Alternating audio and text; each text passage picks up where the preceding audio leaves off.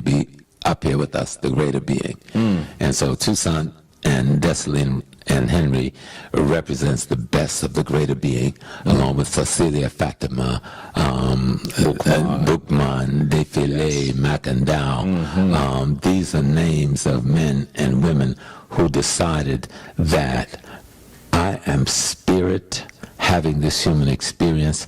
Spirit is an expression of the aspects of the divine, of the essence of the divine itself. The divine is not encapsulated or imprisoned by anything. So anything that's attempting to do that must be crushed. And they did that. They crushed it. You know, this has been a powerful conversation. Before we even conclude, I really think that we should talk a bit about why the story of 1804, the story of the Haitian Revolution, and even the story of other revolutionary battles that we had against our enslavement, against our oppressors, successful battles, by the way, why we don't hear more about those stories. What do you think is preventing them from coming to light today? And the reason they've never come to light, except when we brought them to light, everyone needs a good example to pattern themselves after. So why would you give someone you're oppressing the blueprint for destroying its oppressor? And certainly the Haitian Revolution is an example of one of the best blueprints in the world of how a people, especially an African people, can regroup around their spiritual core and then use that spiritual core to redesign their intellectual view of the world, their worldview, and then formulate that worldview in a way that it allows them to destroy the oppressive elements in their society. And there's so much value in that even today. You know, even today when we study the revolution, wait a minute, the women and the men, they worked together, but the women understood their role. They understood the men was in the field, everybody's watching them to see what they're going to do. And sisters was able to pull that thing together and told the men how to do it. And empower the men to do it. And stayed behind them throughout the war. The people was moving the ammunition and the guns and all around feeding the armies were the women. You know, they were fully engaged in the war. You know, one of them or two of them even reached the rank of even colonels in the armies. And so the spiritual system, we call it voodoo today. They didn't call it voodoo then. Okay, voodoo became a catch-all word. The word voodoo, which you found in the Ewe language and the Fan language of West Africa, these are sister peoples migrating out of Nigeria, simply means the essence of God in nature or the essence of God in you. Simply means the essence of God in things. Okay, that's what voodoo means.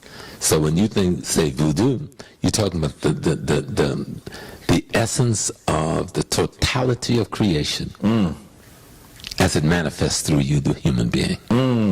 Okay? And then when we talk about the symbols of voodoo, the things they call the bebe, these drawings, that's right. You're talking about our ancestors' artistic interpretation of cosmic energy. That's right. As they were able to call it into being through dancing, through music, through thought. Yes. You see? And so it is a scientific system. It is an understanding of nature and cosmology and its relationship to humanity. And to deal, voodoo is dealing with that interrelationship between ecology, cosmology, and the human being itself. You know, it's our sacred science. You know, and they were able to. There were so many masters among them. Those masters from the Congo, from the Cameroon, from Nigeria, from Ghana, from Senegal, were able to come together, even with the native Arawak people who lived in Haiti, and create a system of spiritual response to tyranny called voodoo. You know. And of course, today. Even that tradition for many people of African descent around They're the world, still running. Oh my Lord! It's still quite scary because it has been fetishized and vilified. Well, it's scary because we've become Anglo-Christians. The Anglo-Christian worldview and the Anglo-Christian value system, as emanating through the Catholic Church and the Protestant Church, can formulate an an understanding of reality that is totally non-reality, such that when you view even your own reality, it will intimidate and frighten you. You know, and that's what we see happening. But the more you begin to learn the history of your ancestry, the less anglicizing your worldview remains. And the more capturing you're able to do of the ideas, concepts, and principles of Vodou or indigenous African religions as it affects your life on a daily basis. And these are those traditions that, These are those. that really, even if, without calling it a name, I mean, we're talking about an African tradition that spans tens of thousands of years. Tens of millions of years. Tens of millions of years. We're talking about how we saw ourselves as being. As Dr. Noble would say, we are spirit.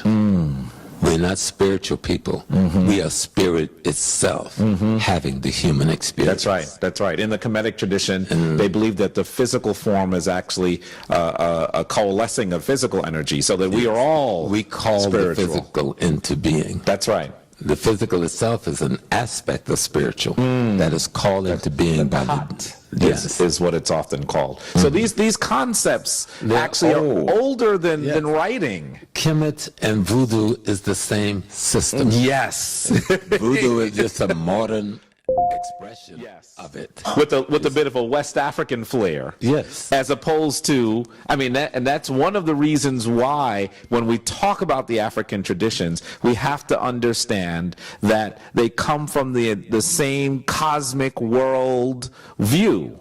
And in doing that, the names change. But we weren't. The names changed in terms of time and Yes. ecology that you find yourself in. No, I'm giving this one here. No, I'm going to ask you. Oh, okay. Yes, brother. That was one of my questions last night. I was thinking about that.